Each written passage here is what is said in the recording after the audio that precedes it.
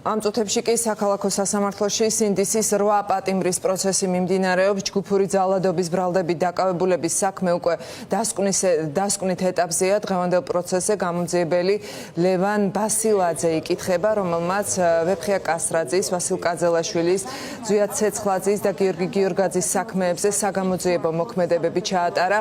მოწმეს კითხვები დღეს დაუსვეს ასევე ბრალდებულებმა. დღესვე იგეგმება სხვა მოწმე პოლიციელების გამოკითხვაც. ლიზი ვეკუა შემოგვიერთდება ახლა პირდაპირ ეთერში აკრძალული სასამართლოს ხდომებიდან, უფრო სწორად გადაღება ვიცით რომ აკრძალულია, თუმცა ლიზი მოგვიყვება ახლა რა ხდება სასამართლო პროცესზე. დიახ, თამარ, რამდენიმე წუთის წინ დასრულდა სინდისის 8 პატიმრის საქმეზე მოწმე გამომძიებელი ლევან ბასილაძის საკითხვა. ის უკვე მეორე პროცესია, რაც იკითხება და დღევანდელ სხდომაზეც ბრალდების მხარემ დაიწყო თავდაპირველად კითხვების დასმა, შემდეგ კი დაცვის მხარემ განაგრძო და როგორც ადვოკატებმა, ასევე თავად ბრალდებულებმაც დაუსვეს კითხვები გამომძიებელს, რომელიც ფიგურირებს როგორც ვეფხია კასრაძის, ასევე ვასილ კაძელაშვილის, თორნიკე გოშაძის და გიორგი გორგაძის საქმეებში. თავად ნიკოლოზ ჯავახიშვილიც უსვამდა დღეს კითხვებს მოწმე გამომძიებელს ვეფხია კასრაძისა და ვასილ კაძელაშვილის ვიდეოსთან დაკავშირებით, რომლითაც მათ ჯგუფური ძალადობის ორგანიზებას ედავებიან და ჯავახიშვილი ეკითხებოდა მას გარემოებების შესახებ, ანუ იცოდა თუ არა ზუსტად ამ მოწმე გამომძიებელმა, რომ ვასილ კაძელაშვილი და ვეფხია კასრაძე საუბრობდნენ დანაშაულზე და საიდან დგინდებოდა, რომ ისინი ნამდვილად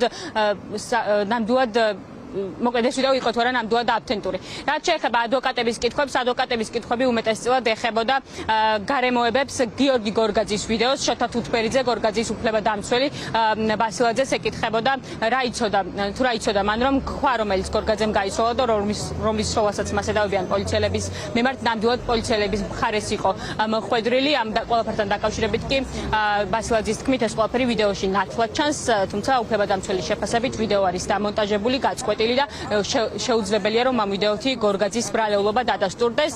ასევე სიტყვით ისარგებლა ვეფხია კასრაძემაც და მან ახსენა რომ მისი ვიდეო ავთენტური არ არის, ამის დადასტურება კი ძალიან მარტივად შეიძლება, რადგან მოწმე გამომძიებელს არ ჩაუტარებია ხმის ექსპერტიზა.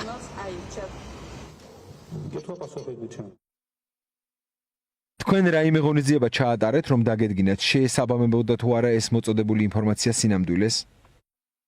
ამტვრევდა ტროტუარზე არსებულ ქვებს, ისროდა პოლიციის მიმართულებით და იგინებოდა. ჩვენი მიზანი იყო კონკრეტული პიროვნების იდენტიფიცირება. შემდგომში რა საგამოძიებო მოქმედებები ჩატარდა, მაგას ვერ მოგახსენებთ. ქვის სროლის ტრაექტორია, ადრესატი ჩანს? ბოლოში ჩანს პოლიცია. ბოლოს რომ ჩანს შეიძლება მერე მივიდა. მით უმეტეს რომ ვიდეო დამონტაჟებულია. სროლის მომენტში ჩანსო? იგინება. მე მგონი ყველაფერი ნათელი არის. ფაქტობრივად მოწმემ არასრულყოფილი ექსპერტიზა ჩაატარა. ნამდვილად მე რომ ჩანვარ ამაში არ ვედავები. მაგრამ იმასთან დაკავშირებით ეს საუბარი მეკუთვნოდა თუ არა, მე ამასთან დაკავშირებით არანაირი ექსპერტიზა არაა ჩატარებული. არა დადგენილი ამ საუბრის ავთენტურობა და ვერ ადასტურებს ბრალდების მხარე ავთენტურობას. ასევე ვერ ადასტურებენ ამ ჩანაწერის დროს, სად მოხდა ვერც იმას და ძალიან დიდი თხოვნა მაქვს რომ ეს ყველაფერი გაითვალისწინოთ. ამ წუთებში თბილისის საქალაქო სასამართლოში სინდისის 8 პატიმრის საქმეზე იკითხება კიდევ ერთი მოწმე გამომძიებელი გიორგი ჯიქია, რომელიც ასევე ფიგურირებს სინდისის პატიმრების საქმეებში და მანაც საგამოძიებო მოქმედებები ჩაატარა რამდენიმე მათგანის შემთხვევაში. ახლა მას კითხვებს დაცვის მხარის წარმომადგენლები უსვამენ.